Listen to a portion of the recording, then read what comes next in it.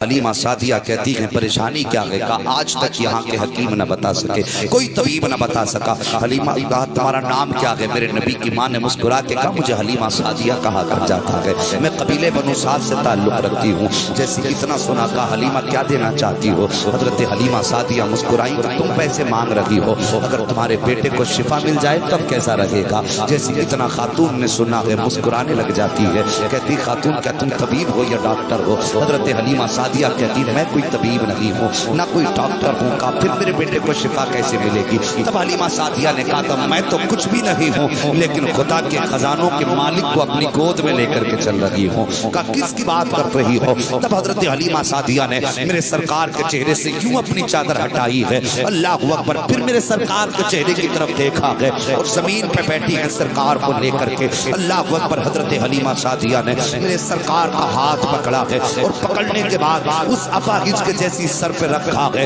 خدا کی قسم ہاتھ لگنا تھا کہ اپاہج مسکرانا شروع کر دیتا ہے، اٹھ کر کے بیٹھ جاتا ہے۔ جیسے اٹھ کر کے بیٹھا ہے خاتون نے کہا تھا حلیمہ یہ کیا معجزہ ہے، یہ کون ہے؟ تب حلیمہ سعدیہ نے کہا تھا جس کی ترجمانی بریلی کے امام نے یوں کی ہے کہ جن کے طلبوں کا دھوبن ہے آب حیات ہے وہ جان مسیحا ہمارا نبی۔ سبحان اللہ، سبحان میرے مصطفیٰ کا پیار ہے۔ حضرت حلیمہ سعدیہ لے کر کے چلی، جب میرے سرکار کو لے کر کے گئی، المختصر یہ ہے کہ آپ اپنے قبیلے میں پہنچی ہیں، جیسی قبیلے میں پہنچی ہیں پورے قبیلے میں خوشبو ہی خوشبو ہے، بہاریں ہی بہاریں ہیں، اللہ اکبر۔ کچھ عورتیں اکٹھا ہو کر کے آئی، حلیمہ سعدیہ تو نے کون سی خوشبو لگا رکھی ہے؟ تو نے کون سا عطر لگایا ہے کہ ہم خوشبو لگاتے ہیں تو صرف ہمارے بدن مہکا کرتے ہیں، لیکن آج کل تیری گلی سے گزرا کرتے ہیں تو پورے راستے مہک جایا کرتے ہیں، جب تیرے دروازے سے گزر جاتا ہے اس کا بدن بھی مہک جایا کرتا ہے، تیرے گھر میں خوشبو کون سی ہے؟ حلیمہ سعدیہ کہتی میں نے کوئی خوشبو نہیں خریدی ہے، کوئی عطر بھی نہیں خریدا ہے۔ ایک دن ایک خاتون نے آ کے کہا تھا حلیمہ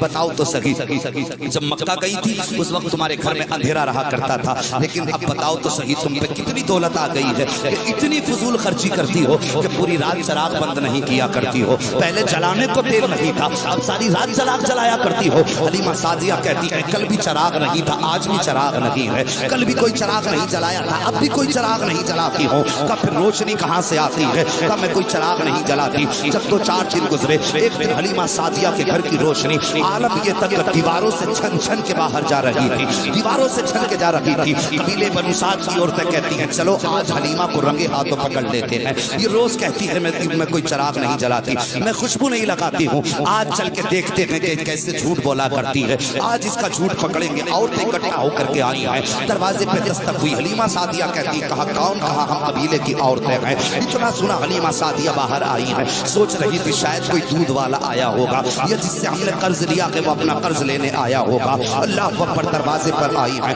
عورتوں کی بھیڑ ہے، آپ یوں گردن جھکا کے کھڑی ہو جاتی ہیں، ساری عورتیں کہتی حلیمہ آج تیری چوری پکڑی گئی ہے۔ اتنا سننا تھا حلیمہ سعدیہ کے ماتھے پہ پسینہ آ جاتا ہے، یا اللہ میں نے کبھی کوئی چوری نہیں کی ہے، میں نے کوئی غلط کام نہیں کیا ہے، یہ کس چوری کی بات کرتے ہیں؟ حلیمہ سعدیہ کہتی ہے بہنوں بتاؤ کس چوری کی بات کرتی ہو، کس جھوٹ کی بات کرتی ہو؟ تب آنے والی خاتونوں نے کہا تھا حلیمہ ہم نے تم سے پوچھا تھا کہ گھر میں چراغ پوری رات کیوں جلایا کرتی ہو، تب تم نے انکار کر دیا تھا، لیکن آج ہم نے رنگے ہاتھوں پکڑ دیا ہے، دیکھو تمہارے گھر میں چراغ جل رہا ہے۔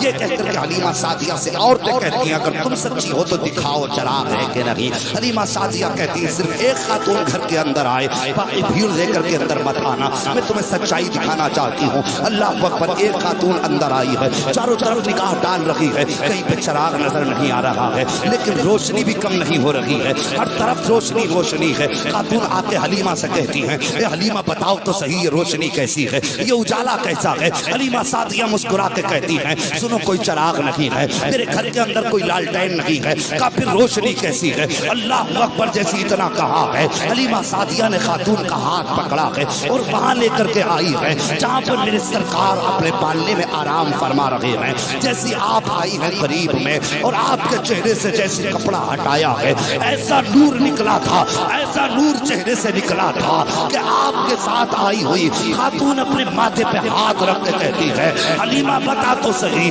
یہ حسن حسن والا بچہ کہاں سے لائی ہے، یہ شان و شوکت والا بچہ کہاں سے لائی ہے؟ تب حلیمہ سعدیہ نے کہا تھا او بنو قبیلے بنو سعد کی عورتوں، تم تو اپنے مقدر کا اپنی مرضی سے فیصلہ کر کے آئی ہو، لیکن حلیمہ کا فیصلہ اپنی مرضی سے نہیں بلکہ پیدا کرنے والے پروردگار کی مرضی سے کیا گیا۔ اللہ اکبر، یہ میرے نبی کا حسن صاحب، اگر عشق کرنا ہے تو ان سے کریں۔ اور پھر دیکھو کسی نے کہا تھا اس نے یوسف پہ کٹی مصر میں انگشت زنا، سر کٹا دیں گے تیرے نام پہ مردان عرب۔